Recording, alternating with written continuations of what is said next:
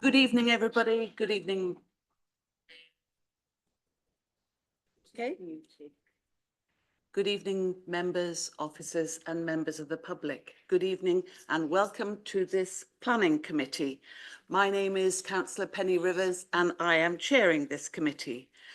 So members and officers, should you wish to speak, please raise your hand and please operate your own microphones. I would like to ask you to keep your questions brief and to the point. And I'd like to remind ward councillors to sit separately from this committee while applications in their ward are being considered and voted on by the committee. So we come to our agenda. Agenda number 1 is apologies for absence and substitutions. Kim. Thank you, Chair. We have apologies from Councillor David Beeman and Jane Austin, and we have Councillors Kevin Denis and Andrew Lawton substituting. Thank you. And the minutes of the last meeting, do you accept those minutes? Thank you. Agenda item number 3 is declarations of interest. Kim? None received prior to the meeting, Chair. Alan? Surrey Wildlife Trust. Thank you. And was there somebody else? No? No.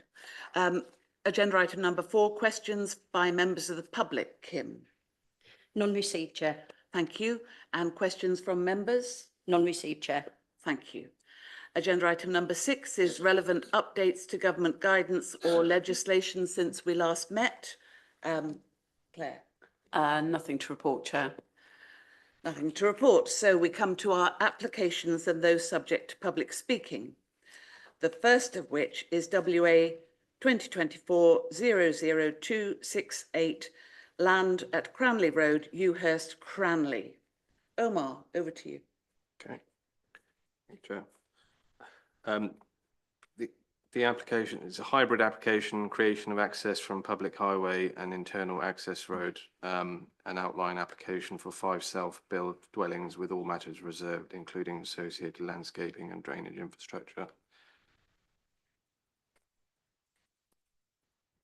Okay. Next slide, please. The application site abuts the defined settlement boundary of Ewhurst. It lies to the north of Cranley Road and comprises open grassland. The surrounding development is residential in character. A mixture of 1- and 2-storey houses and bungalows are situated to the south and east of the site, fronting Cranley Road, with the remainder of the site surrounded by mature hedgerows and some mature trees. The next series of slides are images of the context of the site to give members a flavour of the topography and physical characteristics of the site. Next slide, please. The next image relates to a view looking into the main access from Cranley Road into the site, more of which will be discussed in the moment in an access plan. Next slide, please. This is the main view within the site. Thornhurst Brook lies within mature hedgerows to the northwest of the application site. Access into this main part of the site is achieved from Cranley Road, which follows the line of an existing public right-of-way known as Route 436 between the Sliss, if I've pronounced that correctly, and Blue Cottage. This public right-of-way leads to the centre of the village via the recreation ground. Next slide, please. To the north, the existing landscape buffer, which would be enhanced further by this application, demonstrates that there will be limited to no views at all to Sayers Croft and demonstrates the undeveloped nature of the majority as it forms part of this wider rural setting. Next slide, please. To the south, this orientation of the existing dwellings and setback, again within an internal landscape buffer proposed by the applicants, will demonstrate the likely separation distances. There will be little to no harm to Blue Cottage and Little Winfields, given the topography of the site. The next slide, please. This access plan shows that the proposal will be served from a single point of access onto Cranley Road, which is already an existing informal access. The access into the site will be a shared surface within the existing right-of-way retained on the eastern boundary. The width of the access road from Cranley Road to the main area of the site varies due to the ownership boundary. However, the narrowest point along the extent is 4.8 metres and therefore suitable to allow 2 cars to pass. It's considered that there will be negligible impact to peak periods as the site will generate 3 two-way traffic movements. Details of parking and cycle storage will be provided with subsequent detailed matters, reserve matters. Next slide, please. This component plan illustrates the spatial relationship of landscaping and plots and spread of development on the site.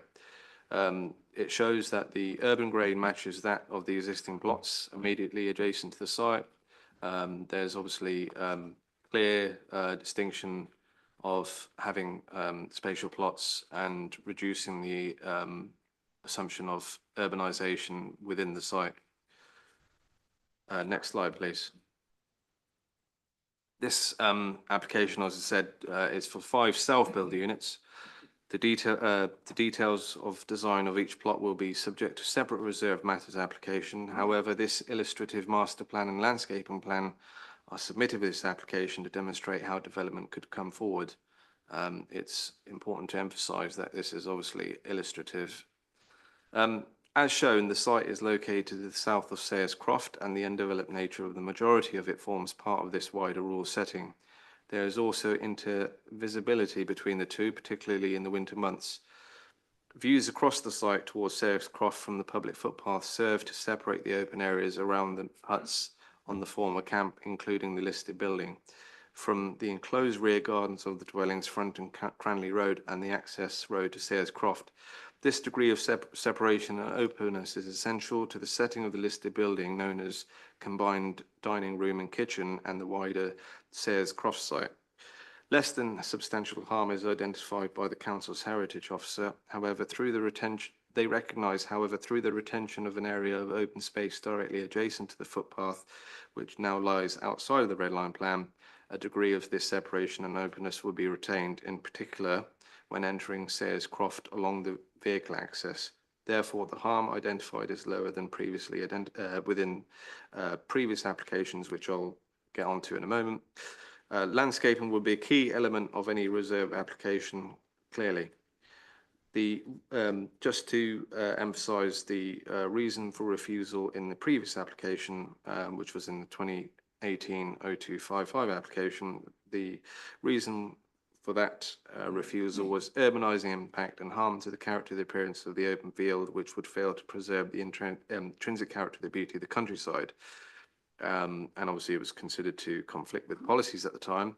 However, within this application, officers considered the applicants have addressed this site by the reduction in density and number of dwellings has been reduced from 9 dwellings to 5, which would subsequently reduce the massing of the built form.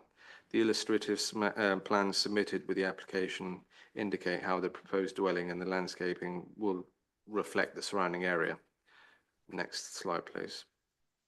This is an indicative visual image. The design intent of the outline application is that the landscaping will complement the detailed application arrangement with a range of indigenous trees loosely defining the access and central space within an informal rural village setting. The boundary trees are reinforced by this rural perimeter landscaping, creating considerable offsets from Sayers Croft to the north, the existing trees to the west, and the existing properties to the south, where additional boundary screening can be considered. To the east, a waste of landscaping is proposed as a green edge, emphasizing the sense of enclosure such that the proposals are encapsulated in a green setting. And obviously this illustrative plan demonstrates the potential for this landscape approach with a pattern hard landscape central area surrounded by increasing greenery towards the perimeter areas, with hedgerows defining and the demises between dwellings. The hedgerows and central landscaping likewise assist in the sense of enclosure of residential grouping to deal with urbanization matters. Next slide, please. On ecological appraisals, there are identified ponds and habitats within close proximity to the site, but it's important to note that they're not actually within the site. So the applicants have demonstrated a commitment to deal with the matter of great crested newts with conditions. Within the 2014 application, the inspector concluded that that they recognised the presence of GCN close to the site. A habitat assessment and other ecological surveys were undertaken as part of the proposal, and there were a series of mitigation measures proposed, particularly in respect with the GCN bats, breeding birds, and other protected species.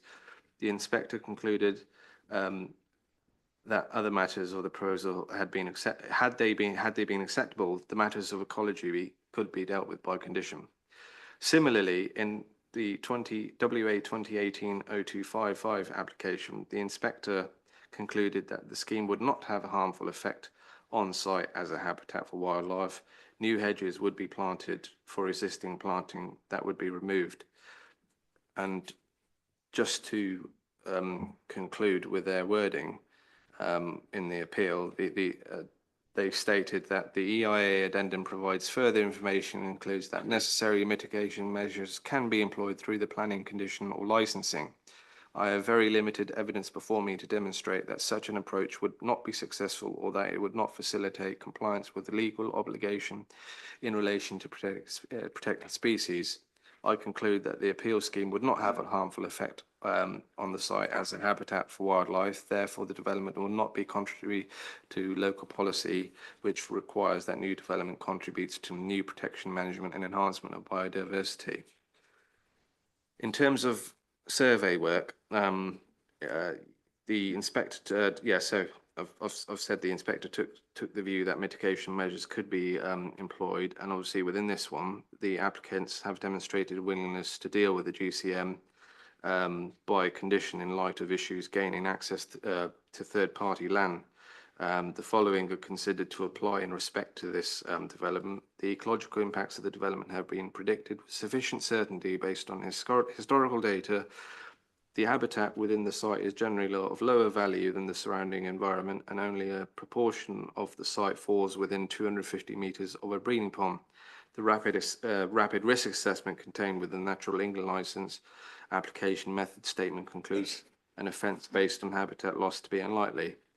Adverse effects are thus associated with disturbance or capture of great crested newts. However, by committing to the installation of an exclusion and translocation methodology, as would be provided if newts were present, the species will be protected from harm. Thus, the conservation status of the local population will not be detrimentally affected if they are identified. Therefore, officers opine that through an appropriately worded conditions, the mitigation necessary can be secured to ensure the protection and maintenance of favourable conservation status of GCM, and this is confirmed with discussions with Surrey Wildlife Trust in matters of pragmatism. Next slide, please. This shows the swept path analysis to demonstrate the standard vehicle and refuse vehicle access would not impede each other. Next slide, please. This is the visibility displays. The Surrey Highway Authority have been consulted in the application and recognised the public right-of-way. They have therefore offered conditions so there is a safe and suitable access road constructed prior to commencement of construction of the dwellings to ensure that the movement of construction traffic does not detriment the safety of footpath users, to ensure the use of sustainable modes of transport is enabled, and encourage further conditions related to covered cycle storage and a CTMP are provided for. Next slide, please. The application site is located within flood zone 1. The proposal will provide residential development which is classified as more vulnerable, and as such the use is consistent with appropriate uses for flood zone 1 as outlined in the NPPF.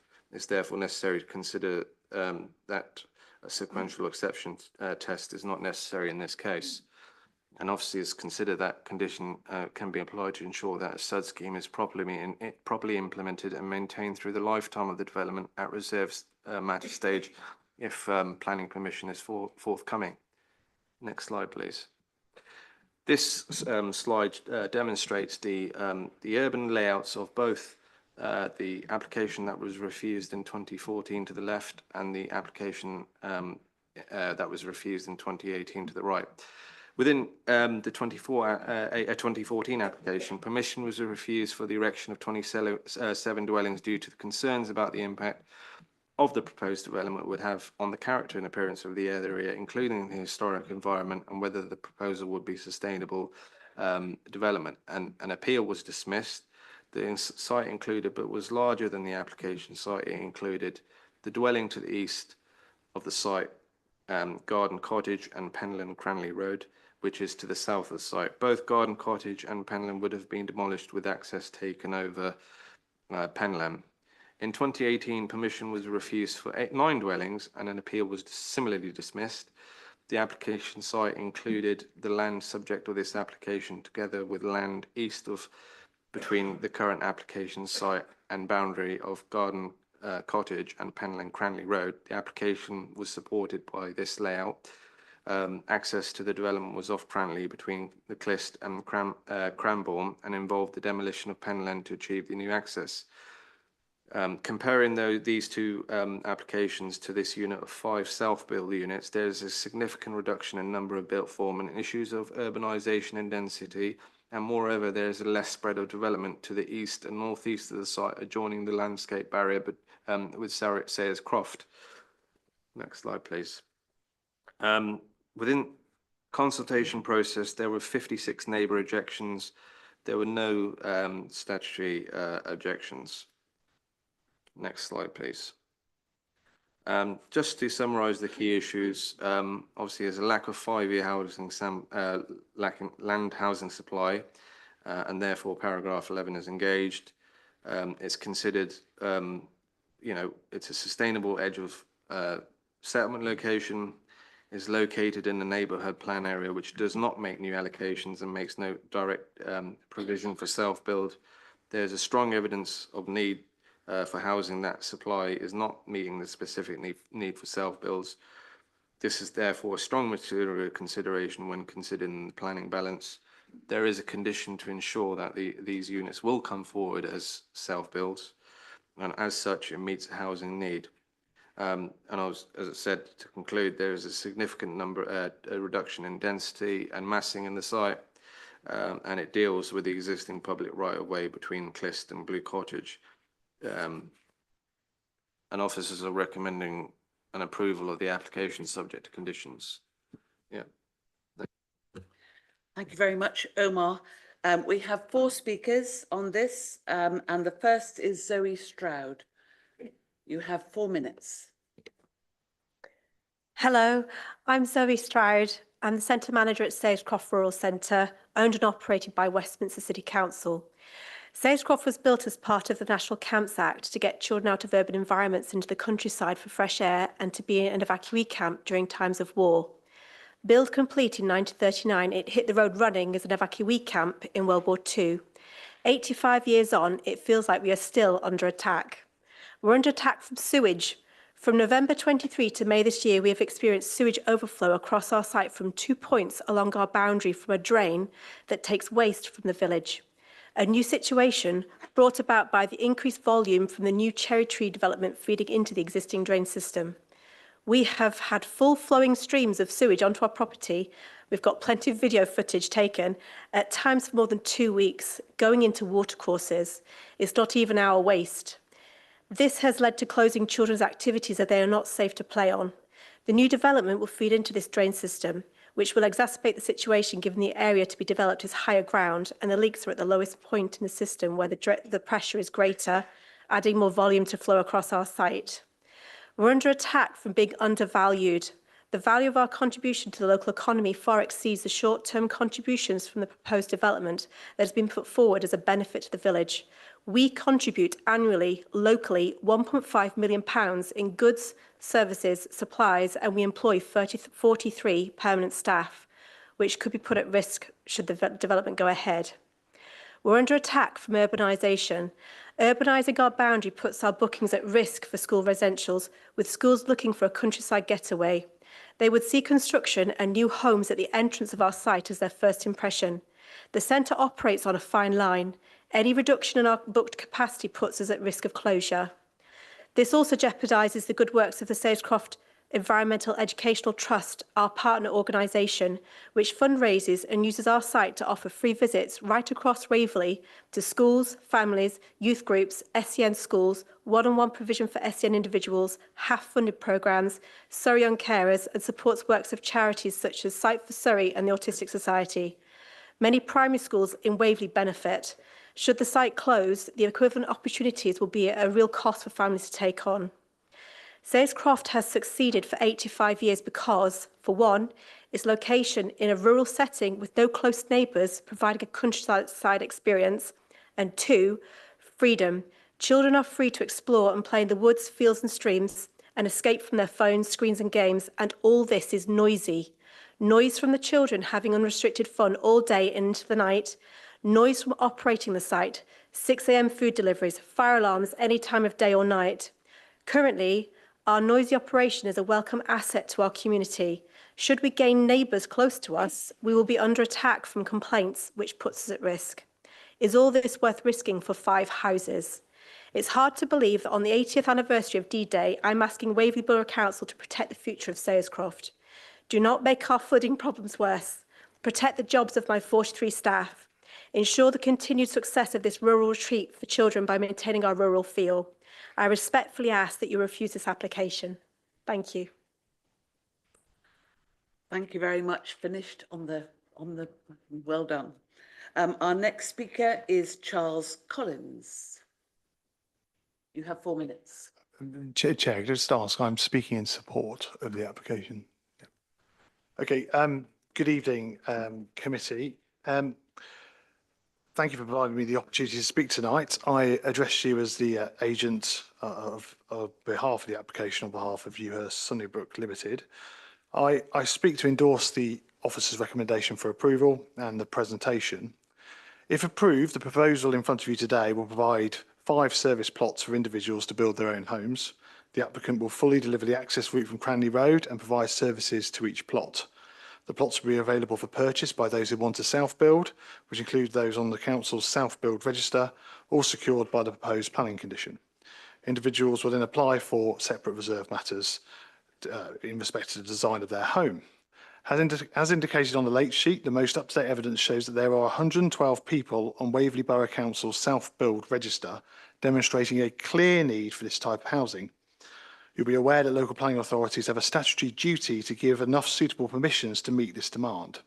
There are various policies that would support the proposal, for example, policy DM36 of Local Plan Part 2 and EEG1 of the Ewhurst and Ellens Green Neighbourhood Plan.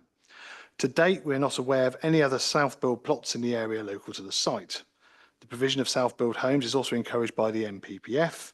And notwithstanding this, you'll be aware that, of course, Waverley Borough Council has at present difficulties in demonstrating the required 5-year housing land supply. The proposal will contribute towards this onward land supply. The site has been subject to previous planning applications, well summarised by the officers, and an appeal. These have not been successful on the grounds of impacts on character of the area, including the impact on the setting of a listed building. And you've seen clearly from the officer's presentation, those were greater density, greater number of dwellings previously. The applicant initially submitted an application for 6 self-build units in August of last year, and this will be withdrawn should the application before you this evening be permitted. The applicant has worked hard with your officers to reduce the scale of the proposal now before you. The proposal takes a completely different approach to all your previous applications, and this is well summarised in section 24 of the officer's report. It's lower density, it seeks to reduce the urbanising effect on the surrounding area in scale and form. The proposal has been designed in a courtyard arrangement to reduce the amount of hard standing. The element will be delivered by the applicant as part of the full consent. To the north of the site is Sayescroft. This includes a combined kitchen and dining hall, which is the Grade 2 listed element of the building. The officers have shown photographs which show the dense hedgerows and trees that lay between the site and Sayescroft to the north. The remainder of the buildings at Sayescroft are considered as non-designated heritage assets, with a rural setting remaining enclosed within a wooded boundary. The application site does not contribute towards the significance of these heritage assets, and officers have clearly confirmed in their report that there is no heritage issue at all. To conclude, the site is sustainably located directly adjacent to the defined settlement boundary of Ewhurst. It's within walking distance of various village facilities, shops, etc. There are no statutory consultation objections as has been outlined, and there's a clear need for self-built housing in the borough. It's the council's duty to allow suitable planning applications to meet the identified demand. Noting, of course, that the presumption in favour in paragraph 11D of the NPPF applies. Just to cover a couple of the points raised by Ms Stroud, you'll be aware, of course, that wastewater is a matter for the water company and is not typically a material planning consideration. There's no evidence at all that the proposal will harm the viability or vitality of Sayers Croft, and you should, I consider, have regard to the low urbanisation of the proposal in comparison to previous applications. Thank you, Chair. Thank you very much, Mr Collins. Now we come to one of the parish councillors, Councillor James Bloomfield. Yes, Madam Chair. Thank you very much. Thank you. You have 4 minutes. Thank you. 56 letters objecting to this application have to date been received by Waverley Borough Council. And tonight, the Parish Council of Ewhurst and Ellens Green wish to state why we are so strongly opposed to this application. In their design and access statement, this application has been described as family housing in a sustainable location, which will help contribute to the economic vitality of the area. It sounds wonderful, doesn't it? Well, living in our parish is. So why are the Parish Council, like so many other people, objecting? There have been 2 previous applications on this site, both dismissed at appeal due to the significant negative impact the development would have on the historic environment of Sayers Croft. Indeed, these same concerns are stated time and time again in the numerous letters of objection. Due to its position on the boundary of Sayers Croft and its elevation, the site of this proposal is extremely sensitive. Having remained undeveloped, this land acts as an essential buffer against urbanisation and preserves the rural character of this area. It is this character that is the unique selling point of Sayers Croft. It is the risk of losing this rural character and therefore making it less attractive to paying visitors that poses such a threat to the economic well-being of Sayers Croft. As a centre for environmental education, it is a respected and much treasured part of our community, so much so that a whole section is dedicated to it in our neighbourhood plan. Its educational work is without doubt a force for good, but an often overlooked fact is the vital role it plays in our local economy by providing employment opportunity to the economic vitality of the area. Unlike this application, Sayers Croft's economic contribution is real and sustainable. Are 5 houses worth risking all this? Furthermore, this application conflicts with our neighbourhood plan in particular.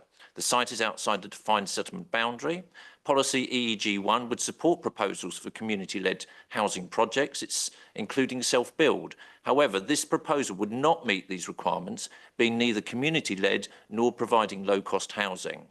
Under Policy EEG1, proposals that deliver 1, 2 and 3 bedroom dwellings at a lower cost or rent will be particularly supported.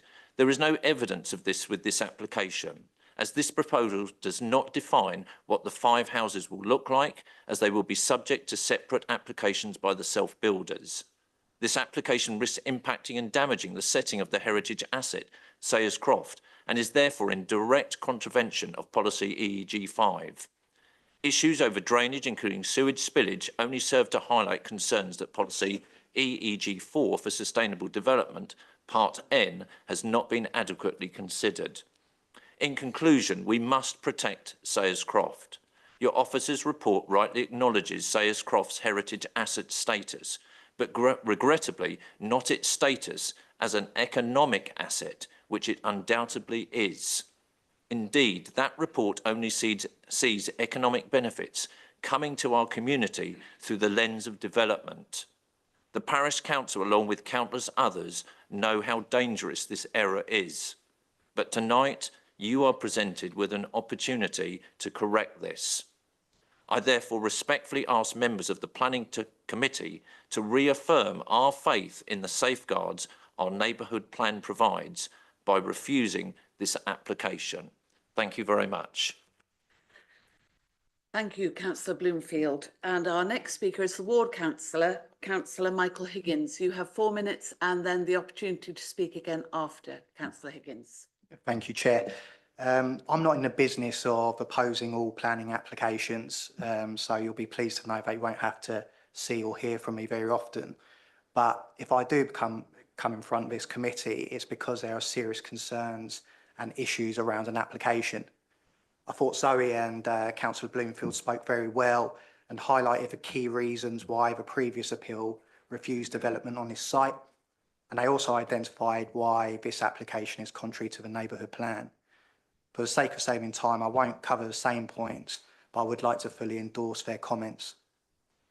I will instead focus on a couple of other areas not previously mentioned. The first point relates to the council's lack of 5-year land supply and tilted balance, which I suspect is something this committee hears a lot in respect of applications. However, your decision in relation to this is made a lot easier by the planning inspector's appeal decision in 2019, which addressed this point. In the penultimate paragraph of the decision, the inspector made it clear that even if there was a shortfall in the 5-year land supply, it wouldn't have changed their decision to refuse the application due to the adverse impact outweighing the benefits. So members, you can be confident that the lack of a 5-year land supply does not need to factor into your decision. Even if you were advised to ignore the appeal decision completely, this application should still be refused if the adverse impacts would significantly outweigh the benefits. Well, I can't see any benefits to this application, but I will play devil's advocate for a moment. If I look at the update sheet, it appears that the benefits are that this application will provide homes for potentially 112 people on a list to self-build. That apparently is supported by the policy EEG1 of the neighbourhood plan.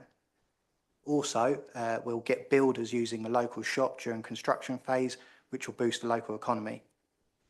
Firstly, the neighbourhood plan doesn't provide support for an application of this nature. Policy EEG1 provides support for a community-led self-build project so that affordable homes with no more than 3 bedrooms are provided. This isn't a community-led project. As you can see from the designs, these properties and plots look extremely large, and I guess I'd say they're probably 5-bedroom properties. I don't think local builders using a village shop will sufficiently boost the local economy. I'll tell you what would boost the local economy, and that is if we provided affordable homes for the people that work in that shop, or our pub, or the hairdressers, so that they could live and work in the village. However, there aren't any affordable homes proposed in this application. Therefore, it is of no benefit to the objectives of this council, nor is there any benefit to residents of Ewhurst or Waverley as a whole in terms of finding homes they can afford. We wouldn't even be able to find comfort in any potential seal money because there won't be any. These plots will be sold off and each individual owner will build their own house and claim self-build exemption. As long as they live in the property for 3 years, they won't have to pay any seal money. In my ward, we have a school roof that is crumbling and playground equipment that needs replacing. Yet here we are being faced with no seal money to compensate us, and in return, we will get 5-bedroom houses with no affordable homes. Quite frankly, it feels like an insult to this council and the residents of Ewhurst.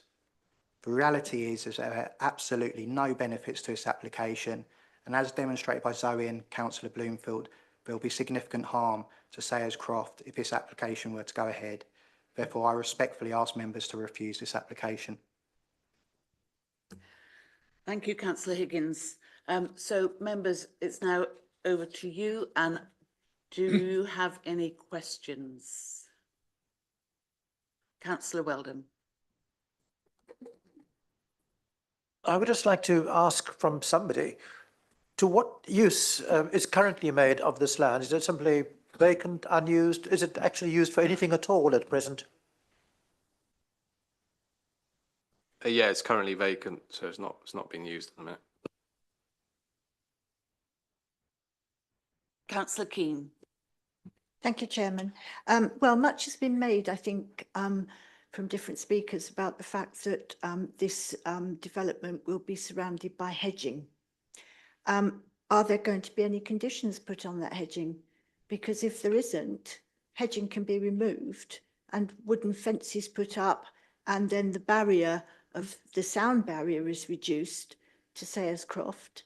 And I think that would be a great shame. But if there is no conditions, there is nothing to say that those hedges will not be removed, because people don't like cutting hedges.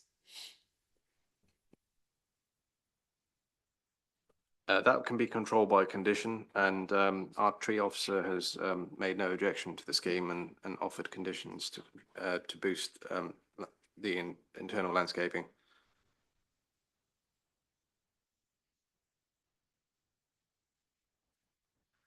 Thank you, Madam Chair. Yes, I have a question here. A lot of the conditions refer to the development not being commenced or being occupied.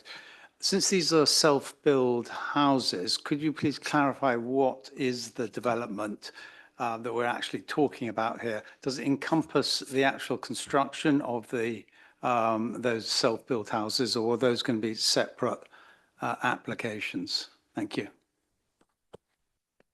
So members, the application is an outline application. The nature of self-build is such that you have to offer self-build as service plots.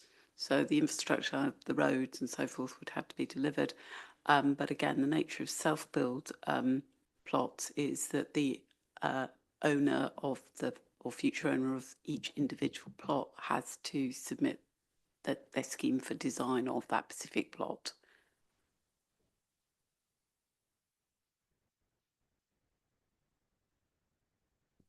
No further questions, so we move now to debate. So members, the floor is yours. Thank you. Thank you, Chair. I'm normally a big fan of self-build. I think it's great. You get a wonderful sort of variation in different sort of styles of property and everything else, I think. And that's a real big bonus, rather than sort of the normal sort of housing estate, which is just variations on a theme. So normally I would be supporting something like this. And I also see the Heritage Officer is not objecting, Natural England not objecting, Surrey Highway is not objecting. All that is very positive. However, having gone to the site earlier this week, I think the photograph from the main road does not show clearly the actual steepness of the elevation. And that is something that really concerns me. I live in a place that backs onto a level field, but the field behind that is slightly elevated. I get runoff coming down onto the field behind me, and it has been absolutely sodden for most of this year. I can only see, having looked at the steepness of the elevation of the plot, that people like in Blue Cottage are going to be very, very vulnerable unless proper drainage is put in place. Now, unfortunately, we as a council have seen other applications been approved. One of them actually in Farnham, where houses were built several years ago looking onto a field that was slightly elevated. Those residents have then been subject to constant flooding. And as with climate change and flooding, we seem to be getting more and more wet winters, I am really concerned about the current residents, I say particularly Blue Cottage, which when you're actually at the top of the site, you look down onto it and it is definitely into a hollow, and I can just see water running off that. We've already heard from Sayerscroft that they have had sewage issues. We've also heard from other residents in their objections saying that they have sustained sewage in their back garden. And where this may not be part of the planning, I noticed that Thames Water have not made any comment at all, although looking at the drainage on the plans, it seems quite clear that Thames Water were to be consulted. There's just nothing about that. So therefore, I have a huge reservation about that. Also, when you stand at the top of the site, while these 5 self-build properties may well be within the planning regulations, what really worries me is because of the height difference, it is actually going to be quite imposing on the existing properties. The ones that run sort of with Cranley Road, I think they're going to be subject to lack of privacy. These properties have been there for a long time. They've had the benefit of looking onto a greenfield site, and I realise that is not a planning sort of consideration. But I just feel that these residents are going to have a big imposition on their privacy. One resident has said he thinks this is a bait and switch. I fully understand the residents are sceptical and that this is just a way of getting approval. There have been several applications made. Are they going to come back at a later thing and say, oh, this isn't really economic, therefore we need to add a few more units? Then coming on to Sayers Croft, fantastic place. The kids, it's a wonderful opportunity for them, but kids are noisy. Will 5 large houses appreciate the noise at night of the kids? Yeah, we have town dwellers coming into a countryside environment and then complaining about countryside smells and the following slow moving tractors. I am not sure that 5 self-built houses that are very, very substantial are going to appreciate noise from kids. When you're buying an expensive house, you do not want to be expecting to have noise. I'm also worried about Cranley and Newhurst. In fact, they're gradually getting closer and closer. And I think this development, although it's a small development, will just further enhance this sort of feeling of the countryside is diminishing, more urbanization.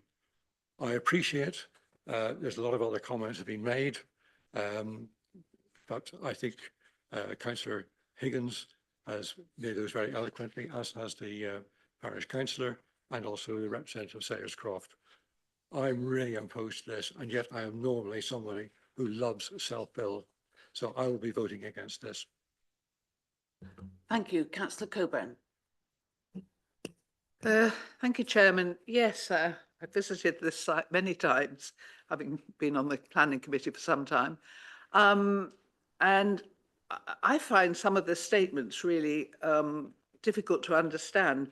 Like I'm sure many of this committee, I've spent the weekend and the last couple of days reading the previous appeal decisions and also getting to know the Ewhurst and Ellens Green neighbourhood plan, because having been a great supporter of neighbourhood plans, I always like to know what each village or town is saying and where we can support them. And this is a plan that still carries full weight. I know it doesn't allocate sites, but it's still a modern, up-to-date plan.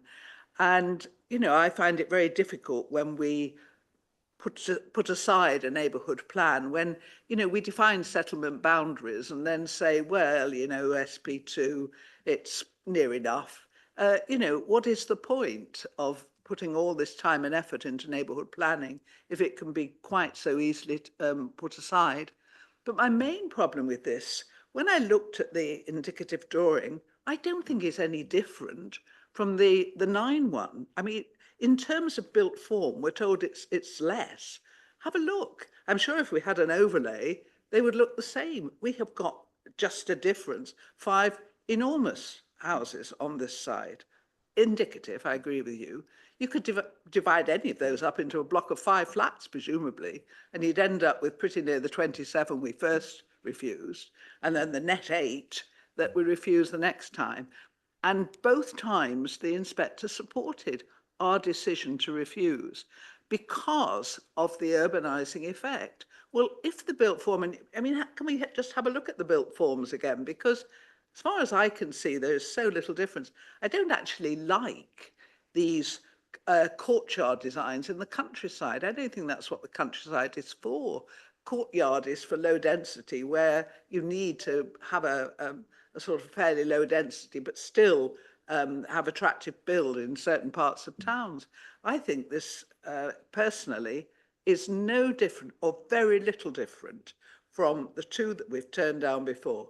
If you actually just look, if you look at that, you know, I mean, that is a lot of built form on this side. You can say it's only 5 houses, but it's 5 big houses. You've got parking spaces, about 4 for each house, haven't you? 20 odd. You can't see the ones for the 2. the car is going to dominate again in a way that I don't see it should dominate if you're really developing in the countryside. I honestly think this is not really a great deal better.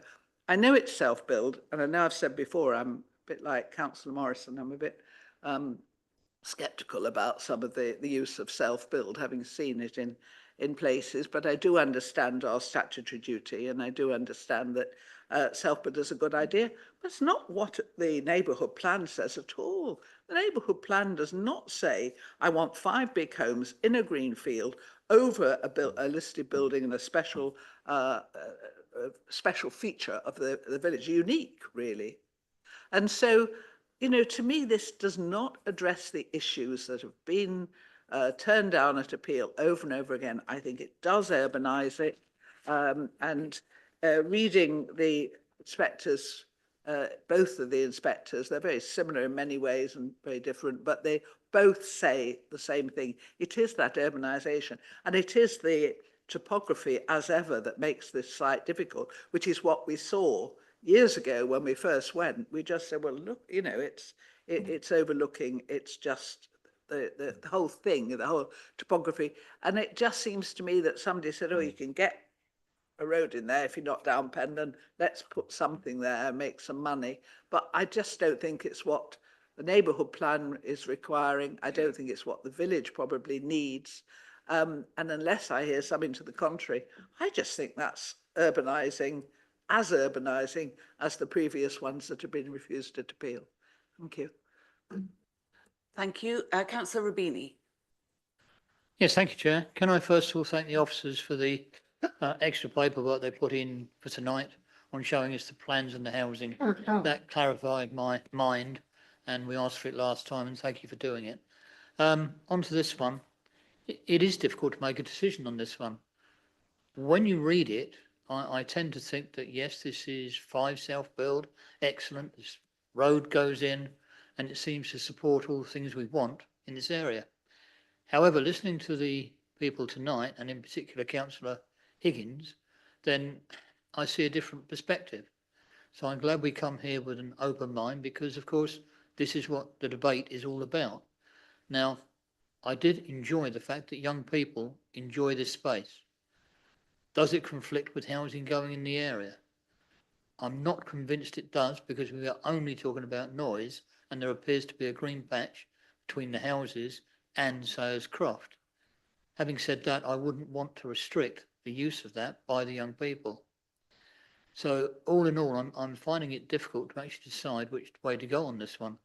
I think I'm beginning to think that Councillor Higgins has come out with the positive attitude, and I think listening to the other witnesses, I shall probably come in favour of not accepting it, because I think that it's urbanising that area and that there's not a solution for that field. Thank you. Thank you. Councillor Denis. Thank you, Chair. Firstly, I'd like to just thank the local councillor, James, for being so eloquently and putting up the views of the parish council. I always think that's extremely important. I know the area very, very well, and I just think it's such a shame our rural area has just been destroyed. I really do. This seems to be, I mean, like Carol next to me, I've seen this application so many times over the year, and it just seems to be try and try again until you get it through, which is a shame. There was a mention about the sewage issues, and it was, well, that's Thames Water's problem almost. Well, Thames Water, yes, but actually it's the residents who will face the consequences of sewage. And I know from my own village what that's like when sewage goes into people's houses. I think, again, we heard about the impact on the economy of Sayers Croft, again, an organisation I know well.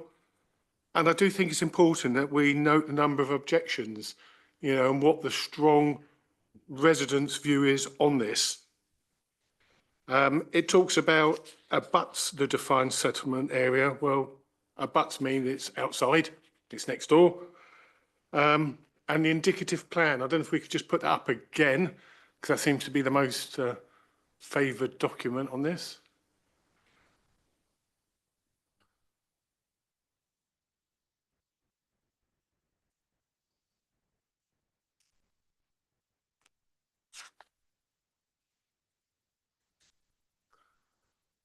Okay, when you look at that, they're mansions, aren't they? Absolute mansions, and I agree that the actual mass of those buildings is probably greater than some of the other applications. But what did give me a little chuckle is when I look at all the trees and everything else that seems to be about 40 foot high and how it looks like it's in Sherwood Forest. And from my own observations, when I've seen trees and hedges being planted, they're normally about 2 inches high. And you have to look really close to see where they've been planted. So I think that's slightly unfair to put that up because that's about 40 years' time where the vegetation will be like that. I'm sure the shop will be really pleased to have a few workers buying a few Mars bars. I don't think they will retire rich on that one. And I think it's really important we have a neighbourhood plan. I know the parish worked exceptionally hard, and it took them years to do the neighbourhood plan, and that was supported. It was something like about 95, 97%. I think there was about 2 people who didn't support it out of the whole village. And you know, we should be supporting the parishes when they have a neighbourhood plan. I think Councillor Rubini said it's a difficult, you know, it can be difficult to make a decision. Well, actually, I don't think it is. So I will not be supporting this. Thank you. Councillor Weldon, then Councillor Keane. Like Councillor Rubini, I'm a little bit conflicted and torn. There are several elements to this. First of all, I recognise and accept the importance of the local parish and of the neighbourhood plan. On the other hand, I think it's really important to bear in mind firmly that we have an obligation to build more houses, we have an obligation to provide self-built housing, and as we are lacking on our 5-year supply, there is a presumption in favour of sustainable development. I regret I was not able to visit the site, and so I'm not familiar with it, and that will impact my decision. However, the one thing I do want to state very clearly is I am concerned about observations that we must avoid expanding the urban areas and that we must avoid building in rural areas. My concern is that if we do not expand to some degree our existing built areas, and if we do not go into rural areas, where are we to build? We just don't have space in the towns, generally speaking.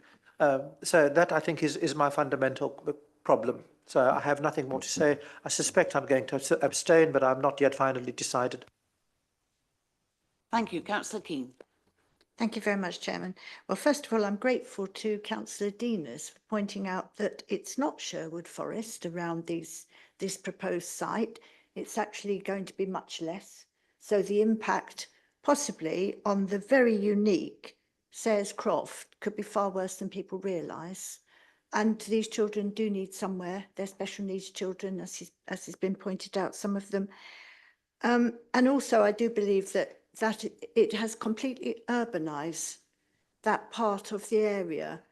And with those very large houses, I really feel that the neighbourhood plan has really taken a hit on that. And I don't believe that it is right.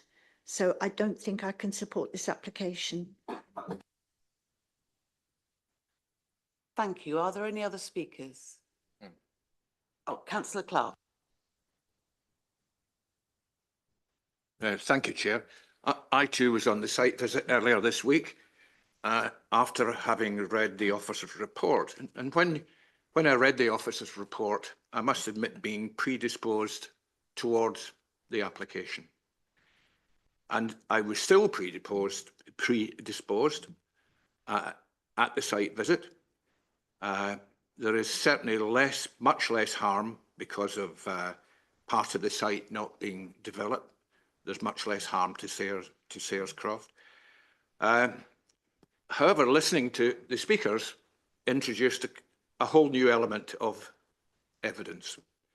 So I'm not quite so predisposed as I was before. Thank you. Thank you.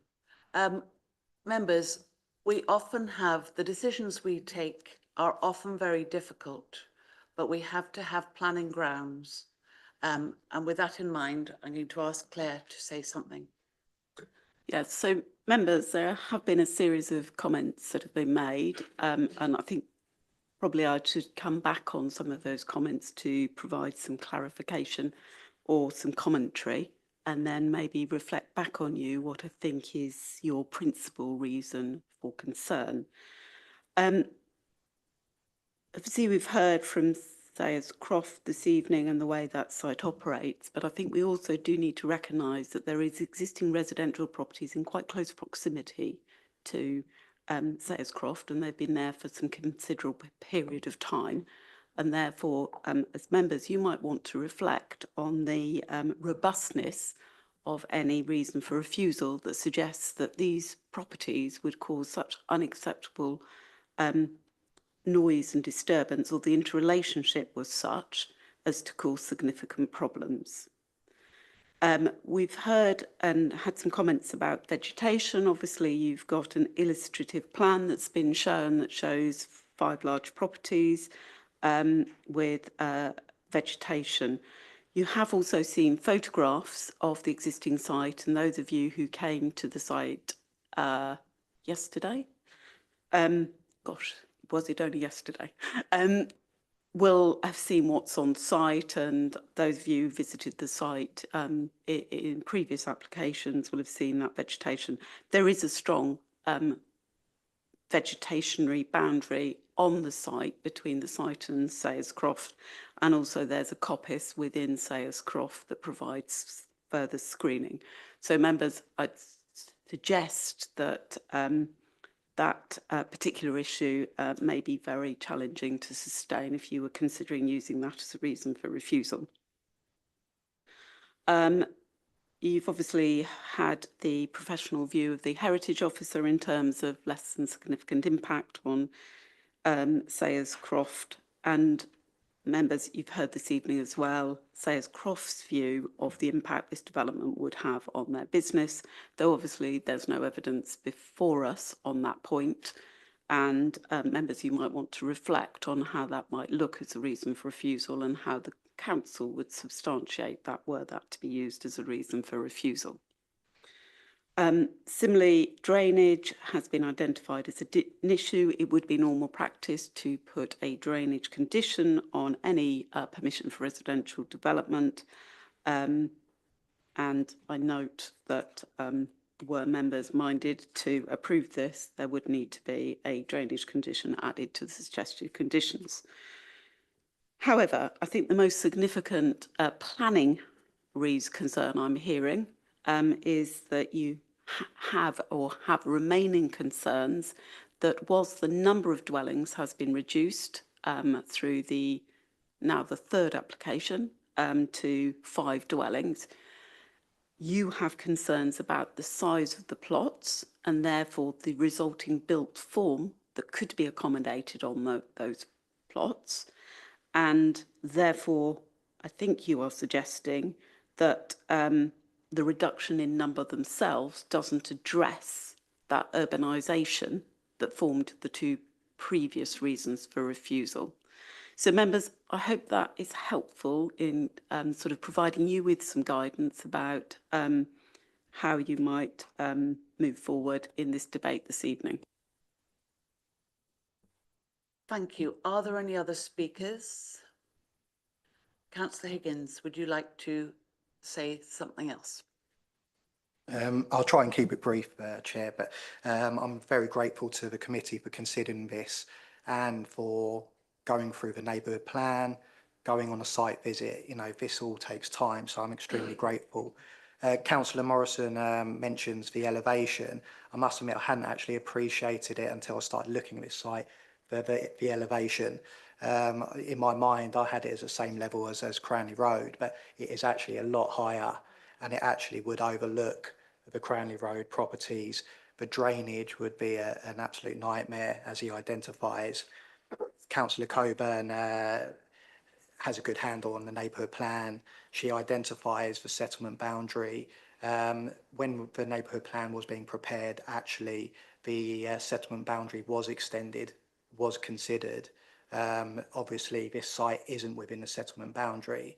and I hope that gives some sort of reassurances to Councillor Weldon that we're not opposed to development per se, but we don't want the urbanisation of certain areas, in particular in relation to Sayers Croft.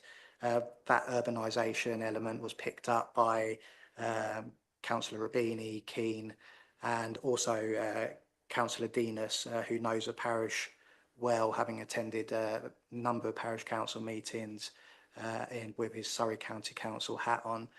He's seen the development of a neighbourhood plan over a number of years and the effort that it took to put that in place. Coming to a neighbourhood plan, I've mentioned it before, but policy EEG 1 is clear. This has to be a community-led self-build project. This is not. It doesn't provide affordable homes, and as I say, it does not benefit either the council or residents. So again, I would reiterate and would hope that the committee will refuse this application. Thank you. Thank you. So we move to the vote, and the recommendation is that, subject to conditions, permission be granted. So we will vote, and in support or in favour is the green button, the red one is against, and the middle one is to abstain. So please vote.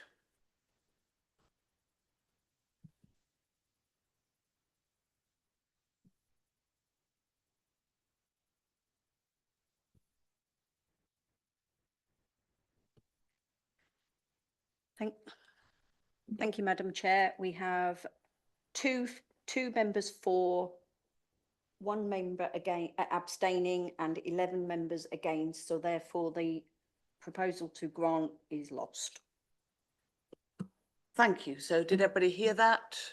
So the recommendation is lost. So now we need another recommendation and grounds. Councillor Coburn. Yes, thank you, Chairman. Yes, I suggest that we the application should be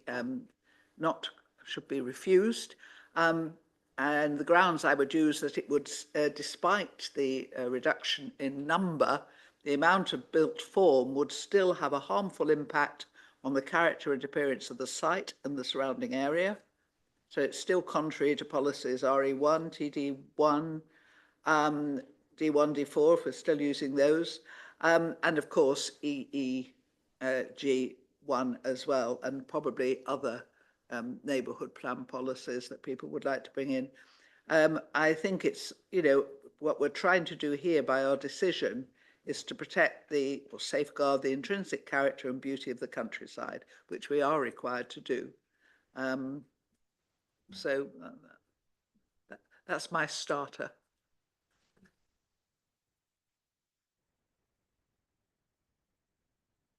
I don't see any other hands.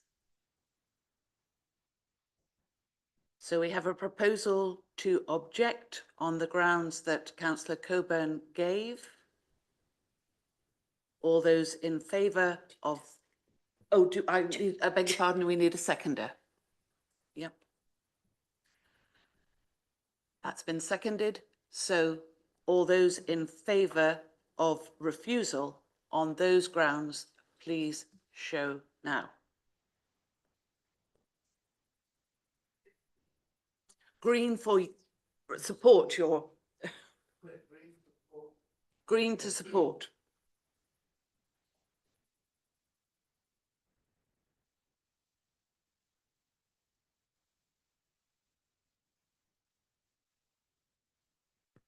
Thank you, Chair. We have 13 in favour, none against, and 1 abstention. No, sorry, the other way round.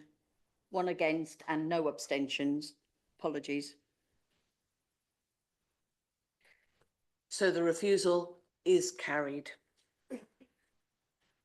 And we move on to our next application, which is WA 2023-02045, the tap room, Pierpoint Home Farm. Thank you, Omar.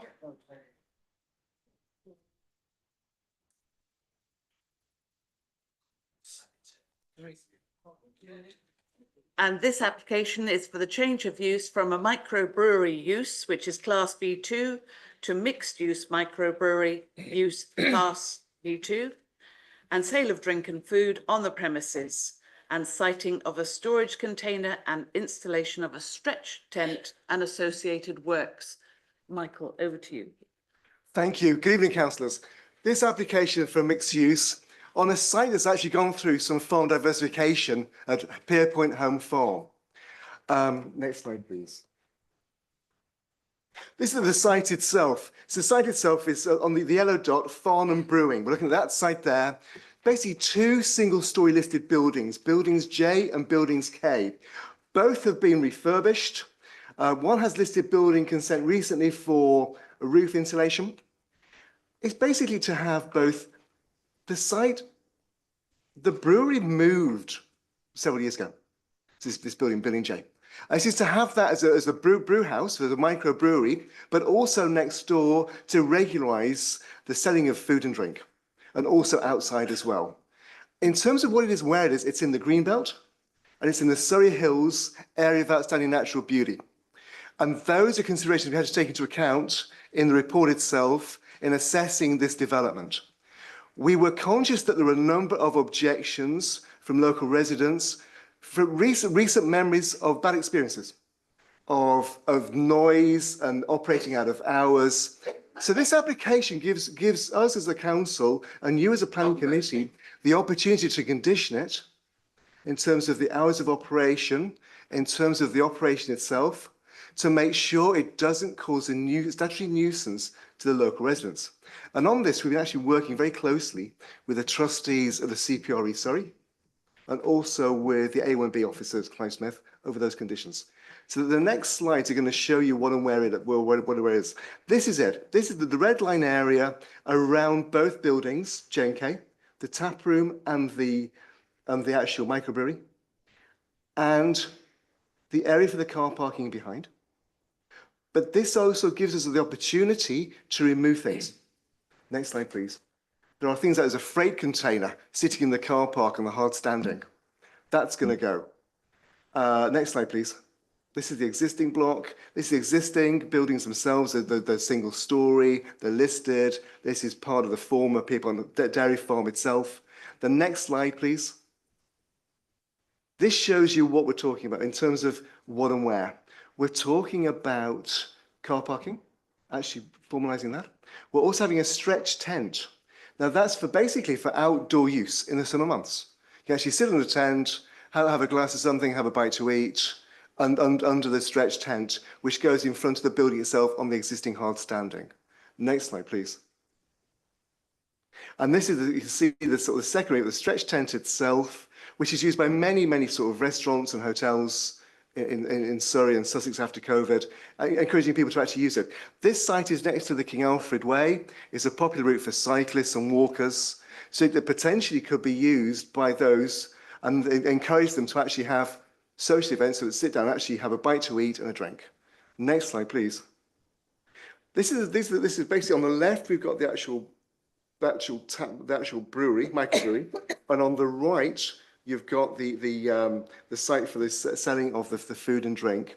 You've got picnic tables already out on site, and it was used in the past for the selling of food and drink. So this regularises that very use itself.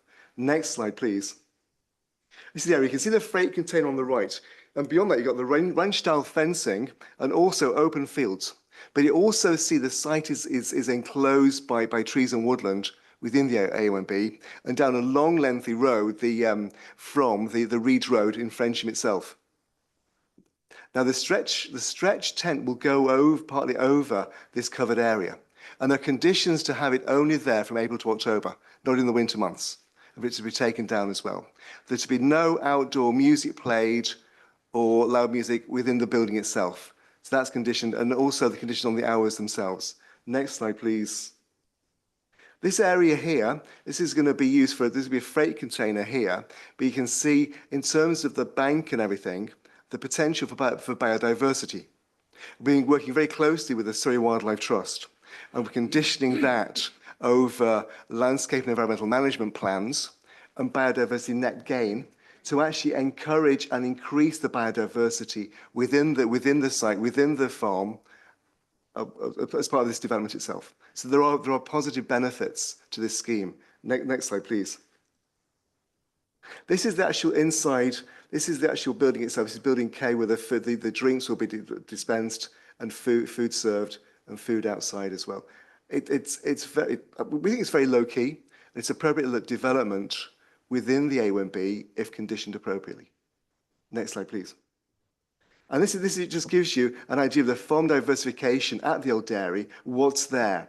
You've got the Farnham Brewery, but also you've got the cheese by the way.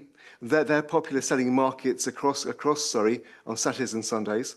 You've got other things, you've got, I can't actually read it, but you've got fudge making as well. A whole host of other units, artisan units, within the courtyard and within the adjacent buildings J&K subject to this application. So the recommendation is approval subject to conditions. Thank you, Chair. Thank you, Councillor. Thank you very much. So we have 3 speakers on this, and the first is Michael Lamkin. You have 4 minutes.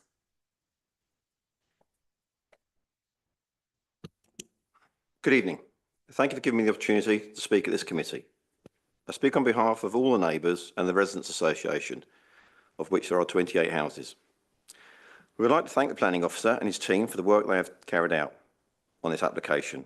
Reading through it, we understand and acknowledge that the officer is aware of the planning history and the repeated breaches of planning that have taken place previously. I'm a direct neighbour living next to the farm. We live at the end of the track next to Reeds Road. This application has completely galvanised our local community to object, and both parish councils to object, mainly because of the public nuisance and traffic problems they have already caused. If the officer's recommendations are not altered in any way, we would reluctantly move forward and accept.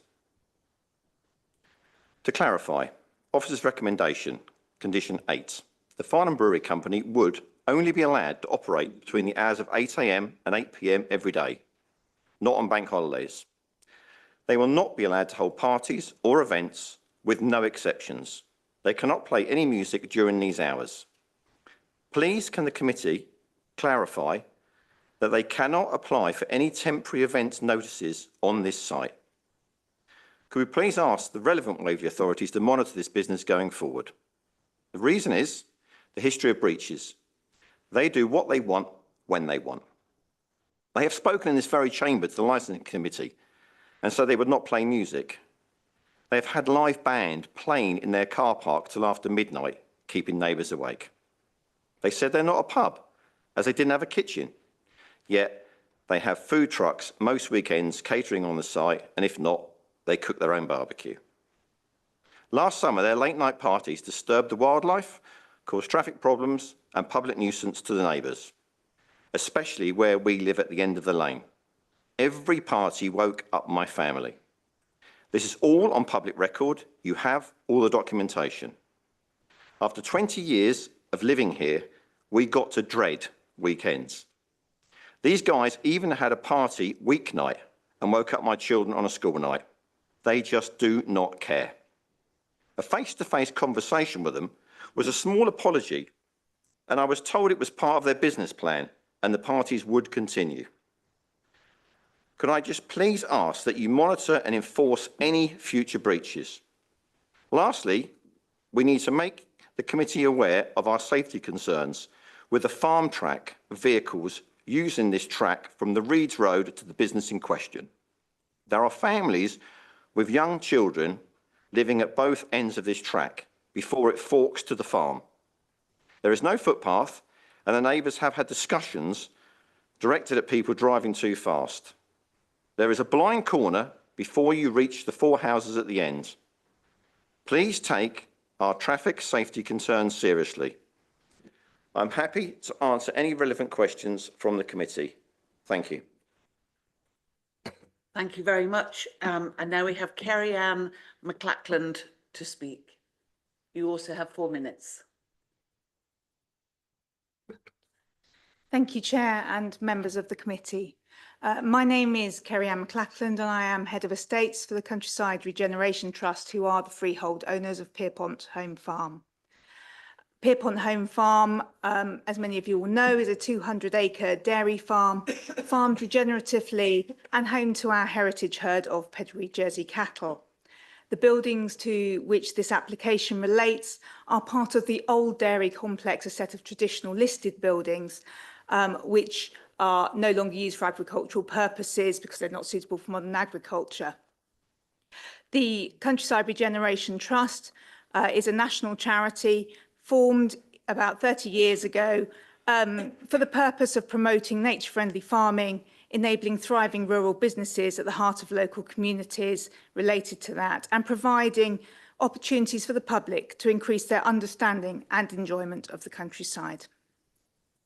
Giving new life to traditional buildings such as those at Pierpont is central to those purposes, and it also ensures the long-term preservation of these important heritage assets.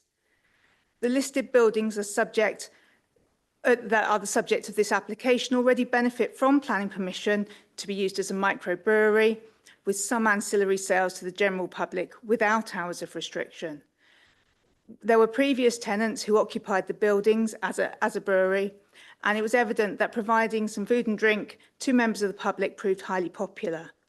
The current tenants, the Farnham Brewing Company, have sought to continue in a similar vein, and the artisan nature of the business fits well with other tenants and the rural setting. Our proposal is to continue brewing beer at the site, but also to enable the consumption of the product and provide food for customers in the form of street food prepared from a small mobile catering van or on-site barbecue. First and foremost, the current business is a brewery and will remain that in the long term, providing the optimum viable use for the buildings. The brewery already supplies a number of local venues with its craft beers, and this will continue to be the core of its business. The use of the buildings for food and beer consumption has been a subject of concern to a number of residents, some of whom live close to the site and others who live slightly further afield. In light of these concerns, we have listened carefully to local residents and we have worked closely with the officers to modify the proposals. In particular, the car parking proposed behind the brewery in the wooded area has been removed, and we have also reduced the operating hours. There will no longer be, and there is no longer, operation late at night. There are no private events, and there will be no outside music. Whilst these amendments will directly and or are already directly impacting the financial operation of the business, we do have a strong desire to work with our neighbours, and hopefully this is indicative of that. This work has resulted in a list of proposed conditions in the report, which will ensure the site operates within acceptable limits, and members will note there are no objections from environmental health. As has been said, Pierpont Farm lies on the King Alfred cycleway route, and together with other permissive paths on the farm, including the main drive, this enables many visitors to access the site without the use of the private car, making the location highly sustainable. The proposed use is complementary to the existing business on site and broadens the offer to residents and visitors alike. The development of Pierpont Home Farm fits well with the long history of craft enterprise in the area, and we hope members will support the officer's recommendation. Thank you. Thank you very much. And now we speak with Councillor David Munro, the ward councillor.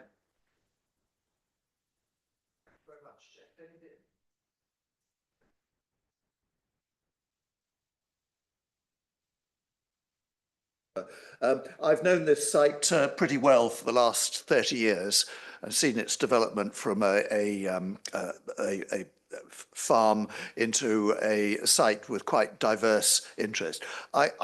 I think this latest application, as heavily modified by the officers, has basically got it right.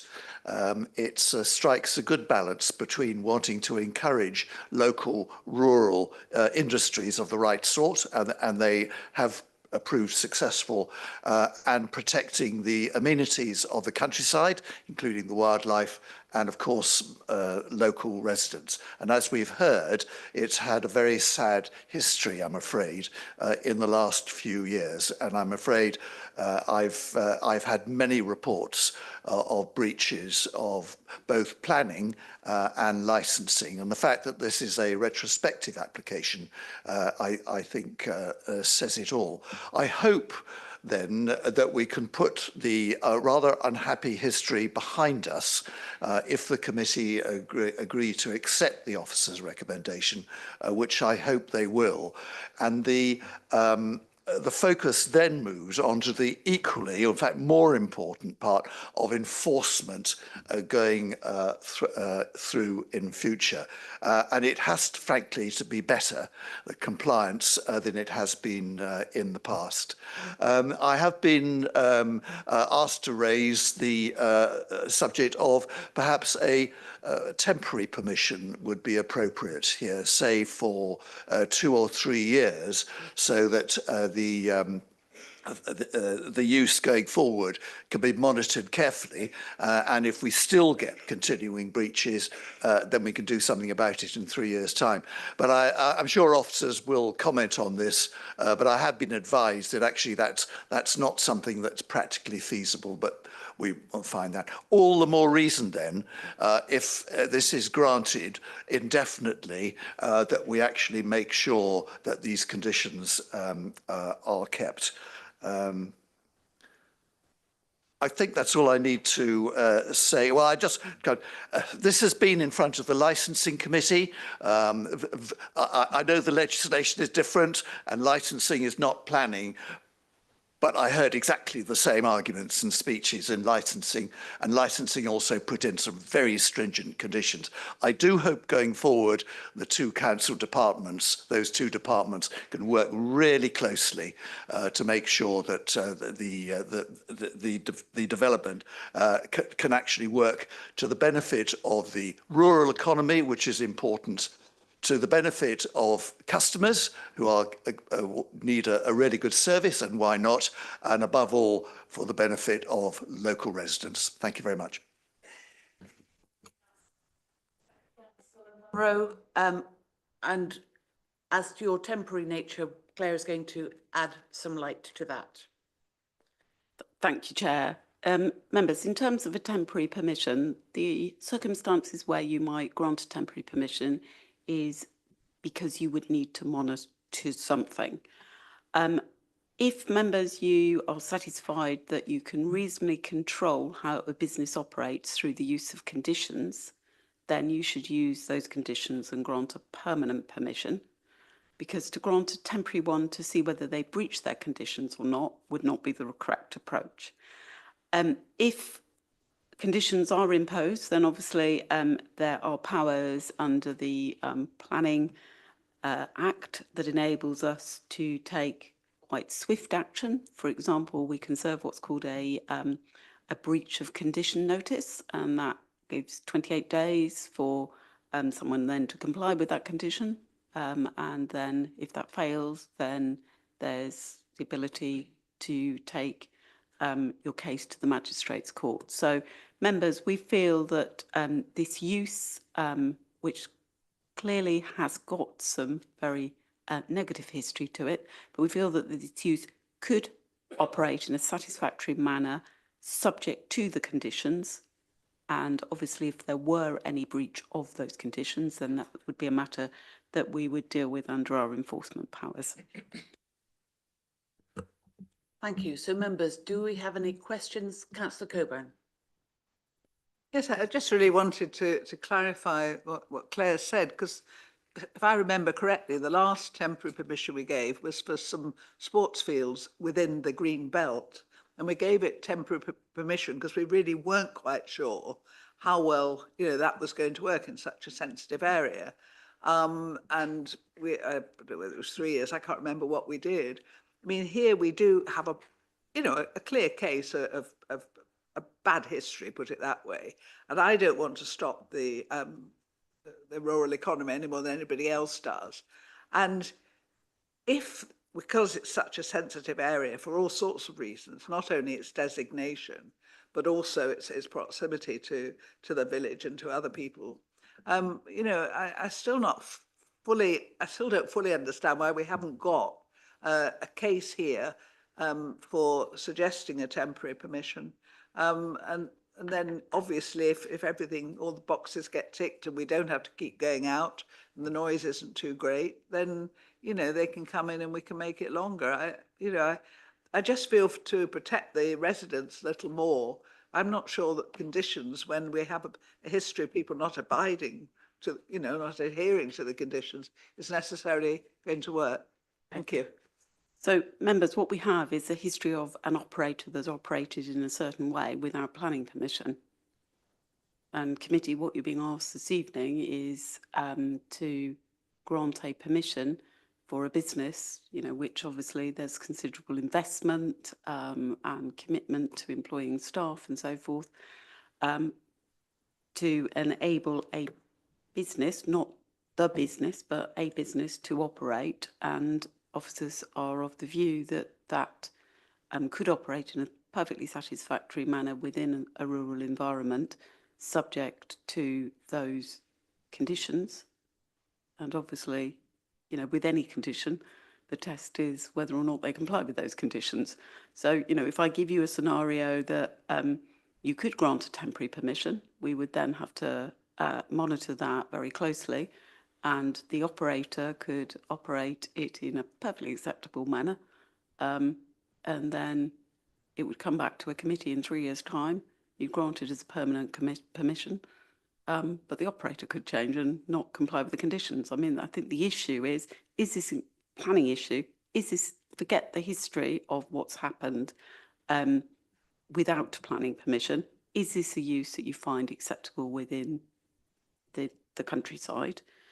Is it an acceptable, you know, reuse of a building?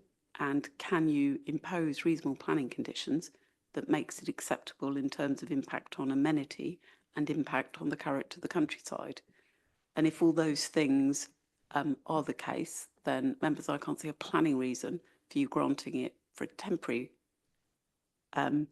period to then assess whether the occupant of the business complies with the planning conditions, because you must have confidence in the planning conditions, in the grant of this planning permission and any other permission that you grant that is subject to conditions. Thank you very much. We have two speakers, Councillor Rubini and then Councillor Keynes. Councillor Rubini. Yes, thank you, Chair. Quite a straightforward one. What we've heard tonight from the witnesses and that they've had parties and made noise. Have we had any formal complaints about this that were given to any of our enforcement officers or anybody at Waverley? Members, I think we've heard that there have been complaints from both the planning, into planning and into the environmental health team. But I think members need to be quite careful, because they have been advised that that was another company operating in the premises with the same company, okay, but without any conditions. And what we're saying is that with conditions, the harm that was identified can be controlled by conditions. Yeah, I think I've got that. I was just really wanting to make sure that we had official complaints about the noise, and it just wasn't one of those things that people are saying. No, we definitely have the complaints. Councillor Keane. Thank you, Chair. Well, when you look on page 40 of the report and the amount of breaches by this company, and if it has been reported to Waverley and enforcement have been, it doesn't seem to have worked, and the residents have suffered quite considerably from what we've heard. And, you know, I do worry. It's a very rural area. And if we're going to go along the same vein, they have conditions on, are they going to accept them? I understand what Claire's saying to us, but there is still a concern for me. And I personally would like to see a reduced time, maybe 3 years. I know Claire is saying no, but something has to be done, because this company is not listening to Waverley, it seems. Thank you. Are there any other speakers? Thank you. Well, I think we should trust the conditions and trust the enforcement of the conditions. Obviously, if the company breaks the conditions, then I would expect the council to act on that and to, if necessary, force the closure if they continually breach the conditions. So that to me would seem the obvious way to take this further, because otherwise it will just be a round robin of, just going round in a circle. So if we can't have good conditions, then we should refuse it. But if we have good conditions, then I think we should trust the officers and also trust that these conditions are enforced. Thank you. Thank you. Councillor Spence. Thank you, Madam Chair. I know the site well. I've, was brought up in Frensham and have walked along the riverbank there and through the farm for many years. It's probably one of the most tranquil and rural settings that we have. And I think what I'm seeing here is basically given away. I think it's on page 46 in the officer's report. This would be a new pub. And I'm very concerned about both the noise, the parking, the amount of traffic that it's going to generate. There are some comments in the report that suggest that there's going to be no additional traffic. The serving of food and drink would not result in an increase in traffic to the site. We see parking. There's only a limited amount of parking. We've got a huge tent coming up there. If they're going to be having a pub, they're going to be more traffic. And that's a very narrow road. And as we've heard tonight from the residents, it's a very residential area at the end with people walking along that, and there are no footpaths. I don't think that has been taken fully into appreciation here. And then some of the conditions are, I think, very difficult to even enforce. The condition on music doesn't mention live music being played inside. It only talks about amplified music. So we can have a lot of noise. And I think in this rural setting, that's unacceptable. So I will be voting against this. Thank you. Thank you. Councillor Morrison. Well, I love beer, so much so that when I turned 50, I went and bought myself a pub. And I had that for 3 years. And I'm a little bit surprised that we've actually had trouble like this, because within 4 weeks of my opening, I was raided by the police at exactly 20 minutes past 11 because someone had put a complaint in that I was actually open after hours. Turned out it was, in actual fact, it was just a malicious complaint. I never saw the police again in 3 years. But I am a little bit surprised when you're getting constant infringements that our licensing enforcement didn't take. Yeah, and it sort of worries me that if we actually start putting conditions on this, the fact that they've been blatantly ignoring, they're not going to be, they're not going to pay any, they're not going to be worried about the conditions. They'll just, because they're in a remote area, they'll just carry on. So that is my big concern about this.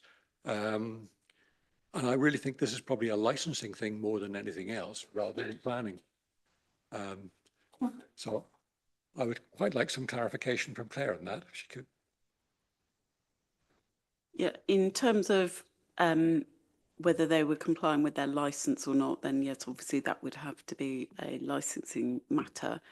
I do think, and I would warn caution about making judgments about the existing user, because obviously as a planning committee, what you're being asked to consider is the planning merits of the change of use of the building, and is there harm being caused by the change of use? Yes, no. If there is harm, can that harm be addressed through the use of conditions? So I hope that's helpful. Thank you. Councillor Clark. Thank you, Chair. I too know the site very well, having been there on quite a few occasions. And it's great to see that the rural diversification is being encouraged on this site. There are a number of small businesses that operate fudge and cheese, and go down very well with beer, I suspect. But seriously, the operation of selling food and drink, I think, is mutually beneficial to the other businesses. And it also encourages the enjoyment of the countryside, which is one of the reasons why we fight so hard to protect it. But it's all about enforcement of conditions. And I understand there weren't any conditions to enforce before. So I think it deserves a second chance. I understand that they must stop selling food and drink at 8 o'clock, and customers must be off site by 8:30. And that one condition would alleviate a lot of the problems that have been caused in the past. Thank you, Chair. Thank you. Councillor White. Thank you, Chair. I'm finding this quite challenging because I don't in any way to interfere with people's businesses, and I agree with what Councillor Clark has said. Actually, I know the site quite well myself. The problem I've got, and I think I know what the answer is going to be, is that I don't have confidence in our enforcement side. I know that there's been some challenges recently, and I know it's been beefed up, but, you know, you're probably going to say this isn't a consideration for this matter, but I just wondered if I could address it to Head of Planning to say, could she please go back to enforcement and make sure that we've got suitable cover in place? Because I actually have no problem with this, provided it's enforced, having been involved with intimidation situations before of noise. And I can well imagine how disturbing that is for the local residents. Thank you. Thank you. I'll just take, I think it might be the last speaker, and then I'll go back to Claire. So Councillor Denis. Thank you. I was just looking at page 46, which the second from bottom paragraph, and it says the AONB planning officer requested that the proposed use be effectively controlled by stringent planning conditions and a 3-year temporary permission. And then a few lines down, it says the 3-year temporary permission would be to demonstrate the use could be effectively carried out without disturbance and noise, especially in the evenings, etc., etc. Which actually reminds me very much of the Dunsfold Park noise temporary licence, which was for 3 years and has been extended about 4 times since then. So I just wonder why we've got that paragraph which is saying that it should be for 3 years, yet we've sort of danced around it and haven't gone back to it. And I'm quite happy to propose that we do have a 3-year, which was in line what the ANMB officer has suggested, if your colleagues want to. Second that. Because it's in the report. So I'm happy to propose that. Thank you. Before I pass to Claire, I'm going to just say a few things so that I'm quite clear on things as well. This application before us tonight is about the building and not the operator of the building. So we have to have planning grounds in our decision this evening. Claire. Yes, so I think the point that some reassurance was around our enforcement team. I don't think it'd be reasonable to get into details around the enforcement team, but we have got a very keen enforcement team that are involved in a number of really, really complex enforcement cases, and obviously would be looking at this case should there be any suggestion that the conditions are not being adhered to. Note the comments, the AONB officer did recommend 3 years, but your planning officer is recommending a permanent permission. Just making that comment. So members, ultimately, it's for you to make that decision whether you want this to be granted on a temporary 3-year period and then have an application back at the end of 3 years to review the position. Thank you. Councillor Earwacker. So just hearing that proposal and that seconded, I would too would support a 3-year. Thank you.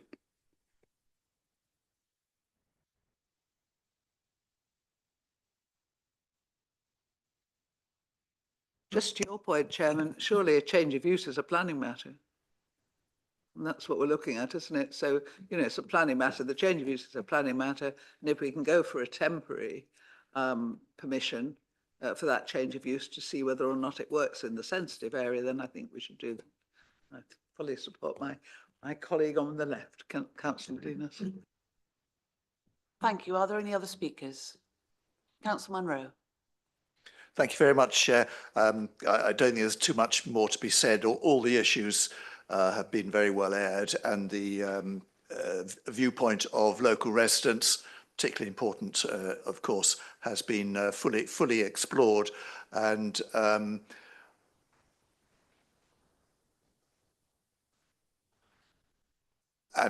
the point has been very well made that enforcement compliance is the key. And I know I speak for local residents here. So we will all be watching future operations like a hawk. And so I hope the operators are become well aware of that. I think that's all I need to say. Thank you. Thank you very much. So we have a recommendation with conditions and now subject to a temporary 3-year licence. Do we all agree that recommendation? Firstly.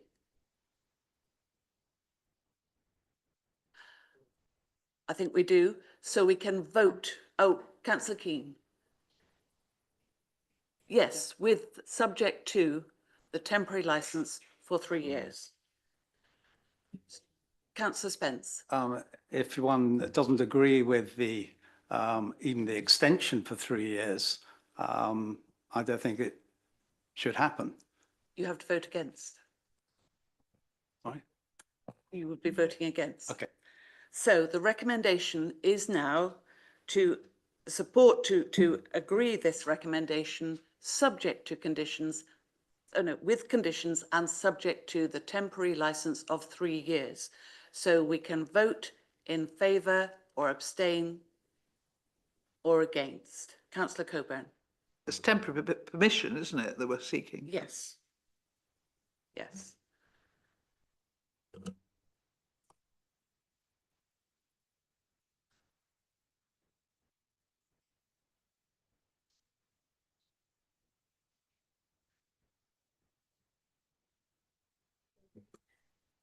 Thank you, Chair. We have 13 in favour, 1 against and no abstentions.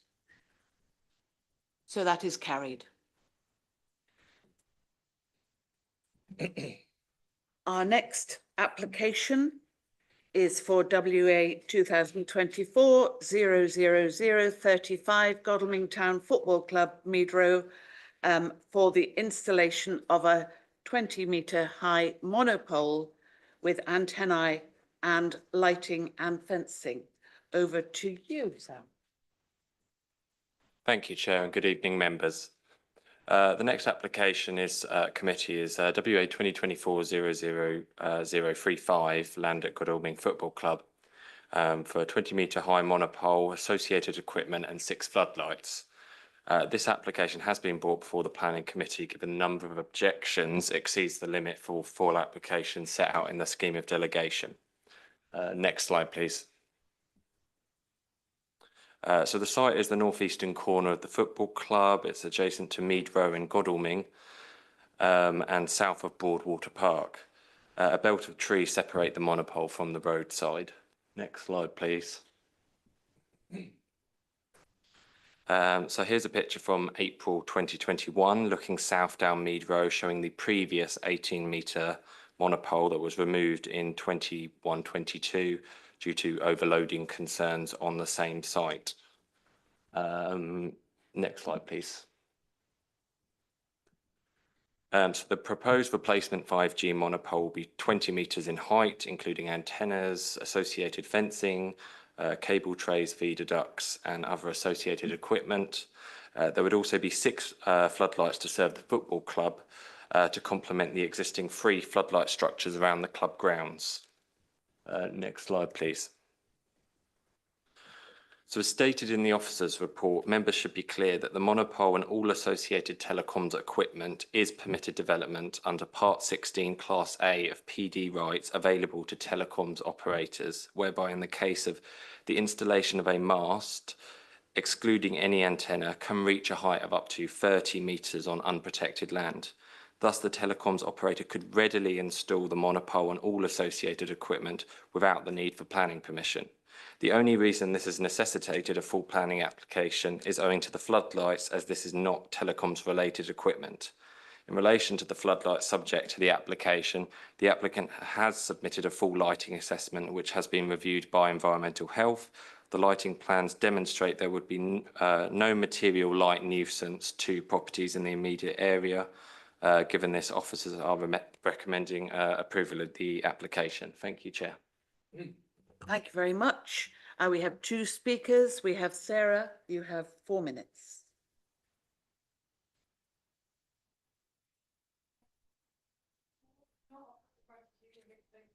I think just 4 minutes. She's got a microphone.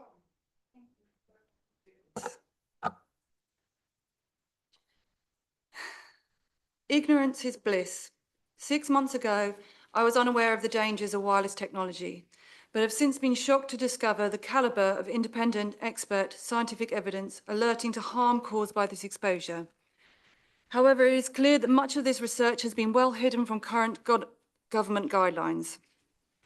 Whilst claiming substantial public benefits gained would outweigh other factors, please note the public have made a clear statement with over 100 objections to 15 comments of support, which could potentially have included the entire football club membership, but clearly has not.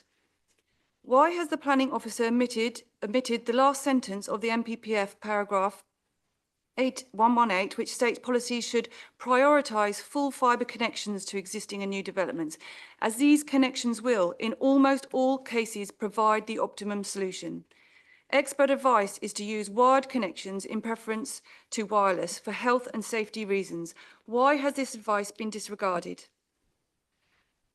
In 2018, the US National Toxicology Programme declared the evidence for carcinogenesis clear, pressing to urgently elevate radiofrequency radiation to a Group 1 known human carcinogen, as the Bradford Hill criteria for causality has been fulfilled in human epidemiological studies. The overarching recommendation of the 2020 New Hampshire Commission, formed through law to assess safety and mitigate risks, was that antennae should be placed no less than 500 metres from residents' schools, due to rapidly increasing rates of harm in proximity to cell towers. Peak density of radiation from the mast occur from 30 to 70 metres away, precisely where footballers will be exerting themselves, but also where the most vulnerable sector of our community gather 5 days per week, Little Rays Nursery School, which was not even mentioned on the application nor the officer's report. You have been provided with evidence demonstrating precisely why children are deemed sensitive receptors, with Professor Tom Butler's document on the clear evidence of the risks to children from non-ionising radiofrequency radiation, in which he explains why parents, educators and governments should be alarmed, be better informed and take immediate and appropriate action. Have you read this? The case for harm cannot be made much clearer. The site is not appropriate for any radiation device. Your obligations as public servants inhibit you from enacting policies which are dangerous. Please apply the precautionary principle. Meanwhile, you have not provided any evidence that the constant and accumulative effects of masts you are directly responsible for approving is safe from cradle to grave. This contravenes the Council obligations to properly establish evidence before approval. Mast data shows there are already 5 masts within 800 metres of the proposed site, the closest being 600 metres. Each mast is surrounded by a 500-metre zone of known increased risks, which are now overlapping, submitting us to doubled-up exposure deemed unsafe by experts called upon by law to assess precisely these risks. Fortunately, it is the role of councillors to act as a final justification should central government fail to fulfil due diligence in assessing impartial sources of information. Please note, in the Supreme Court judgment, Lord Gill clarified the guidance given by the framework is not to be interpreted as if it were a statute. Its purpose is to express general principles on which decision makers are to proceed. Local authorities are independently accountable to ensure government policies do not conflict with their own duties of care. For example, the NPPF policy states LPAs should not inhibit competition between providers. Yet this puts LPAs in a directly liable position when it is precisely this competition which is leading to unregulated accumulative exposure to their communities. Local residents have made a clear statement of concerned objection to this mast. Thank you. Thank you very much. We also have another speaker. I'm afraid I don't have the... Mr. Osborne. Mr. Osborne, you have 4 minutes too. Thank you. Thank you, Madam Speaker. I hope you can hear me. Are you able to hear me? We can. Yes, thank you. I'm speaking on behalf of MBNL, and we are a joint venture owned by EE&3. We undertake the deployment, management, integration for all of EE&3 shared mobile network. The proposed development at the football club will ensure the existing 3 and EE network is maintained and improved. The previous installation was a monopole supporting floodlighting for the football club. The monopole had to be removed as it had suffered corrosion to the base. The monopole was removed, and the replacement, subject to this application, will ensure that the network coverage is maintained. This is not a new mast, this is a replacement mast. And it will also allow easier upgrading of the site for the latest technology. The telecoms installation is permitted development, as the officer said, and is set out within Part 16 of the GPDO. But the addition of that floodlighting does require your consent. The application is for a direct replacement, as I referenced earlier on, and it serves as a direct benefit to the football club by improving the floodlighting of the pitch whilst maintaining this network coverage.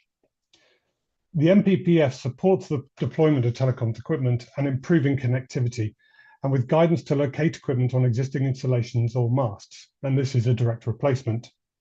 As the pitch is surrounded by existing floodlighting and there was a previous monopole there, it is considered that the proposal fully complies not just with the NPPF, but also national planning legislation and government guidance.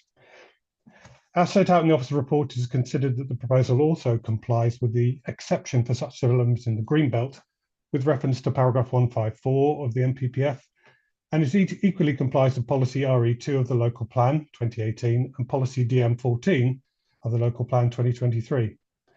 It should also be noted that the development also complies with policy DM30 of part 2 of the local plan, recognising the importance of improved coverage and quality of mobile phone services. With consideration of the visual impact upon the setting of a nearby listed building and the wider locale, it is also noted in the officer's report that it is considered that the public benefit outweighs the assessment of less than substantial harm. It should also be noted that the location of the proposed monopole benefits from screening provided by the adjacent trees and is set back from the road and has been assessed to be in accordance with Section 66 of the Planning Listed Buildings and Conservation Areas Act 1990. The application is accompanied by a valid ICNIRP certificate. This sets out the compliance with both national and international standards regarding the levels of admission from the equipment, and this is a requirement also set out in the NPPF and the Code of Best Practice. Also, the lighting assessment is also been submitted and has been accepted by the Environmental Health as having a minimal impact on residential amenity. Our modern lives have become dependent upon good connectivity. And since COVID, we've had to manage unprecedented change. And certainly within the telecoms industry, we've seen a huge increase in demand and need from all the population. Whether that's from working from home, coordinating deliveries, homeschooling, or connecting with loved ones, we've seen a huge increase in data and mobile usage. In addition, we also need to provide network coverage for the emergency services, as EE Network will be the sole network provider for all emergency services. This has meant that connectivity is now an expectation and a public benefit rather than a luxury. Our modern lives depend upon being able to communicate whenever and wherever. Therefore, we consider the proposed replacement monopole as acceptable and in accordance with both national policy and guidance and the local plan. The replacement is needed in order to maintain network coverage throughout the surrounding area and also to provide floodlighting in support of the football club. It's for these reasons that we kindly request that the application is approved. Thank you. Thank you, Mr Osborne. Members, do we have any questions? Councillor Rubini. Yes, thank you, Chair. Can I have some clarification? We've had many permitted developments for areas in our areas, and they come before this committee and local committees. As far as I'm aware, we have very little power in refusing them. And yet we've had two speakers tonight talking about the effects of the antennae rather than the lighting. And indeed, we had an email at 5 o'clock this evening pointing out all the problems with it. Although I didn't understand a lot of it, it was there. So can I ask clarification, please? Because from what I can see, we are being asked tonight to purely permit lighting and that we have no control over that area whatsoever. Am I correct, or is this something you could clarify? Just to confirm, as Sam advised you, the 20-metre high monopole does not require planning permission. So as a planning committee, you cannot make a decision about your views on the acceptability of not of the monopole. It's the bits that they want to stick on top, the lighting, that requires planning permission. Yes, thank you for that. I wanted to make sure people here understood that it's not a matter for tonight. If they wish to write to governments or other people, by all means do so, but it's not something we can look at. Thank you. Are there any other questions? Councillor White. Sorry, Chair. I mean, I appreciate we're going to judge this specific case, but I just wondered, as we have an expert available, we might all learn something from it. Is the electromagnetic effect with new equipment going in, is that improved now? Are we making some sort of, are we getting some benefit now from new technology? Could we just ask him that? I think that would be difficult to do. Okay, Councillor that's White. right. I'll ask him myself. Yeah. So we can move now to debate. Is there anybody who'd like to speak? No. So we have a recommendation that, subject to conditions, this application is granted. Please vote when you're ready. Green for support, in favour, and red for not.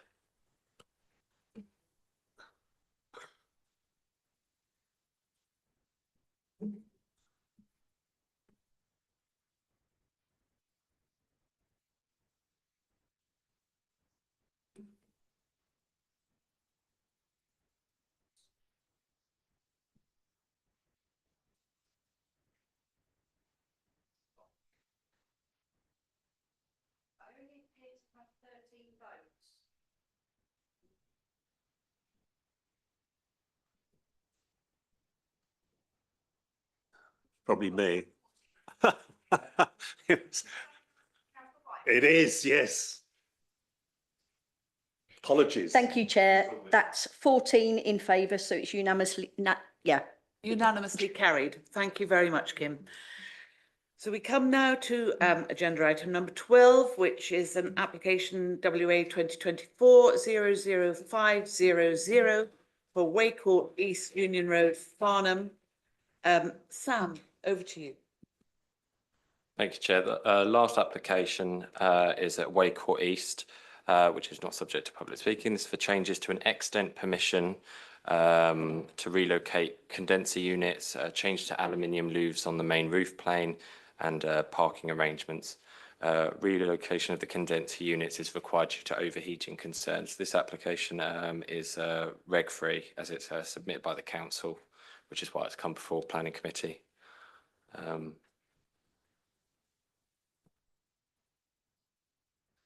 Next slide, please. Site is within Farnham Town Centre on the site of a former office building that recently had permission granted at committee last August for a change of use from office use to a GP surgery and pharmacy. Waycourt West remains in office use, whilst to the south is the bridge, which is a block of flats. Next slide, please. From Union Road, looking south towards Waycourt East, you can see the intervening trees and brick wall that separate the development from the roadside with undercroft parking. The existing condenser units are located to the centre. Next slide, please. Post site plan, not the best quality, but shows relocation of the 9 units to the west of the site from the centre, which would result in a net increase of 1 parking space overall. Next slide, please. And then elevations show the slightly enlarged aluminium louvres on the main roof plane. These would be set in with the slate tile, so would not be readily visible or obtrusive in wider views. The brick wall beside the road would mean condenser units would not be visible.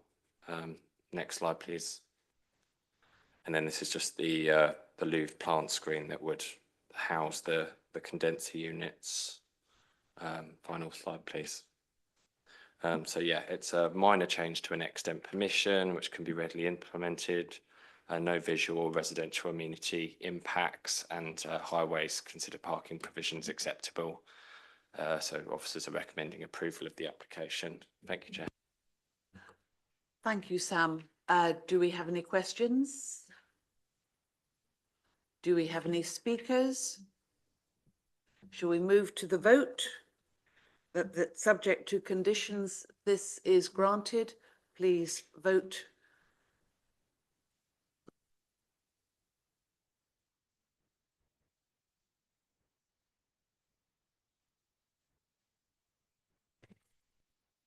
(14-4) Chair, so that's carried.